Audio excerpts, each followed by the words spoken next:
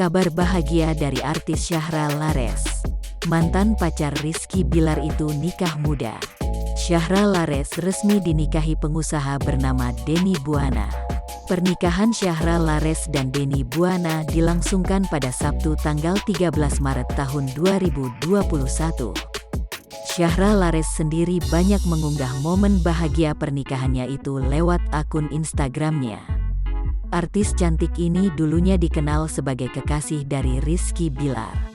Tak lama setelahnya, Syahra Lares juga memacari aktor Arbani Yasis. Dengan Arbani Yasis, Syahra Lares kerap membuat warganet baper akan hubungan mereka. Hanya saja hubungan Syahra Lares dengan Arbani Yasis juga kandas di tengah jalan.